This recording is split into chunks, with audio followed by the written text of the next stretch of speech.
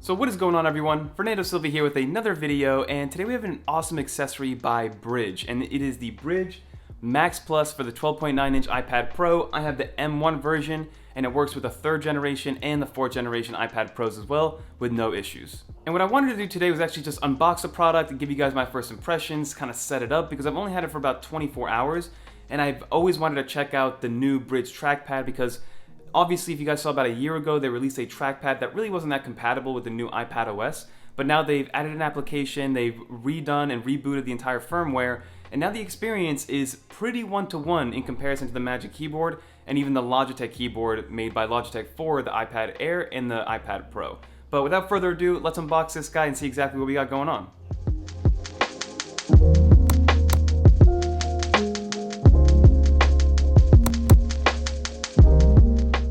So again, like I mentioned, about a year, maybe a year and a half ago, Brydge released their keyboard with a trackpad. The trackpad was a little bit smaller, and again, their trackpad experience wasn't on par with Apple's, and that's just because they didn't have the APIs, they weren't part of the Apple ecosystem and things like that. So what Brydge had to do is kind of innovate again, and kind of get going and make their own trackpad, but then also create their own firmware that gives you that experience that the Magic Keyboard and also that Logitech trackpad combo will give you. And that's what they've done. But to get into the unboxing, it's pretty simple, very Apple-esque, right? It's a little magnetic clasp, you open it up, inside you get pretty much a couple pictures of the Brydge, you get the Brydge device itself, some paperwork, and that is pretty much it. That's all you get for the actual unboxing experience, but obviously the unboxing experience is really, really nice. It's Brydge, it's a $250 product, it better be freaking nice. So some of the things that make this keyboard so different from what Brydge was doing previously with the iPad Pros, if you guys remember, even before they had their keyboards with the trackpad, the way they actually ran their hinges, I mean, for the time it was awesome and it worked. It was, you literally kind of like slid your iPad Pro into these two little hinges, and it basically by pressure, it kept the actual iPad Pro on. Which for the most part, and for most people, it worked because the actual keyboard was so premium, people got over it, and the actual typing experience was awesome. But now they kind of changed it up a lot, right? So before, again, like I said, it was just a hinges with no back cover. They had like a separate leather back cover that you could buy, or it came with the actual product. But now the way that you actually put the iPad Pro in is so much easier. It's something called a snap fit. It's basically just a bunch of magnets. It has the cover already kind of on the hinge itself, so you just slap the actual iPad Pro in there, and you're good to go. And again, there's no pin connectors, so you don't really need to worry about making sure that you have the good snap in there and making sure that the pin connectors are connected, because we are running off of Bluetooth here.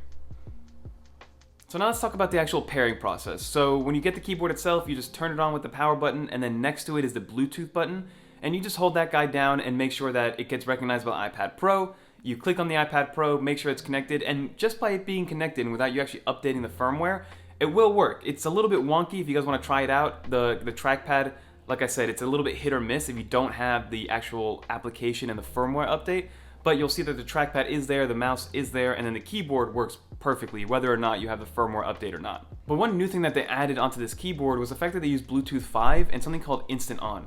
So one of the beauties of the Magic Keyboard is that the fact that you can literally just open up the Magic Keyboard and you're in, right? You're into your iPad, you're into your workflow, you're doing whatever you want. So Brydge had to combat that somehow, so now they have their Bluetooth Instant On, so the second you open up your Brydge keyboard, I don't really know what the specifics and the technicalities of it are, but you get the same experience in terms of opening it up, pressing spacebar, Face ID opening up the actual home screen, and then you're into the system itself, which I really like. So again, like I mentioned, these are my first impressions, so I'm still not going to fully review the actual experience, at least not with the trackpad especially, because I want to put that through at least a week of use to make sure that we're getting the same experience that we do on the Magic Keyboard and then also on the Brydge Max Plus for the 12.9 iPad Pro. So from a gesture standpoint, we're going to talk about the trackpad now, because the trackpad, it's the first thing that you see. The thing is huge. It's about 2, maybe 3 times the size of the Magic Keyboard trackpad.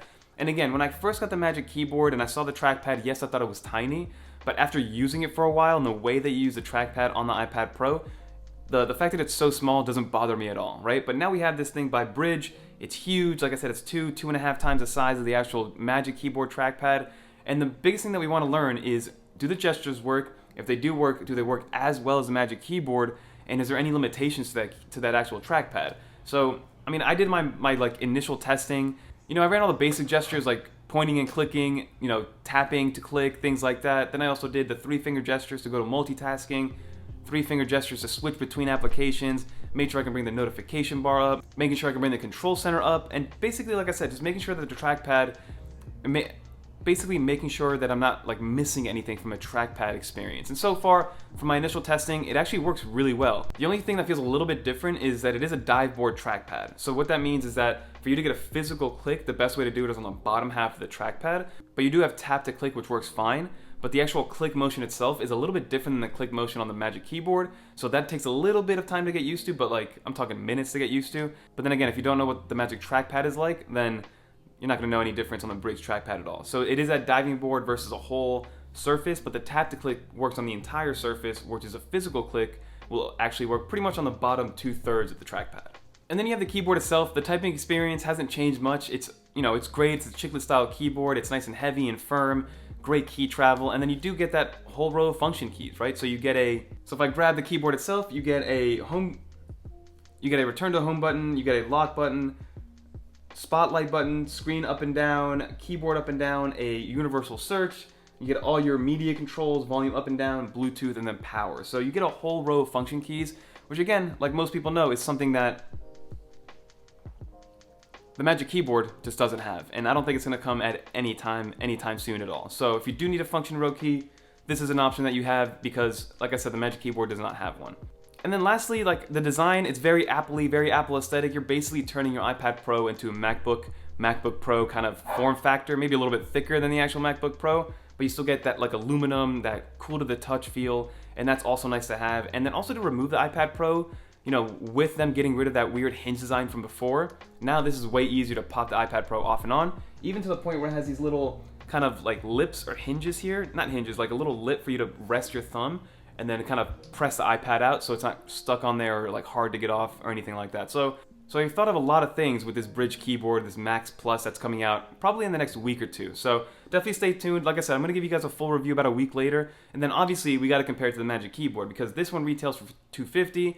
Magic Keyboard retails for $350. So is the Magic Keyboard worth another $100? We're gonna find out in about a week or so. So definitely subscribe to learn more about this guy, and we're gonna get a lot more videos coming in the pipeline. But don't forget to like, comment, subscribe, guys. Leave a comment down below any questions, any specific questions that you have about this keyboard, maybe some sort of function that I didn't touch on my first impressions video, because that's what the review is for. And we're gonna go pretty in depth with it. But like I said, like, comment, subscribe. Until next time, guys. Oh, and I'm also going to edit this entire video on the iPad Pro with the actual Brydge keyboard, so that's where we're really gonna see how well the trackpad works or not. So definitely stay tuned for that on the full review video when I'm editing this one. But until next time, peace.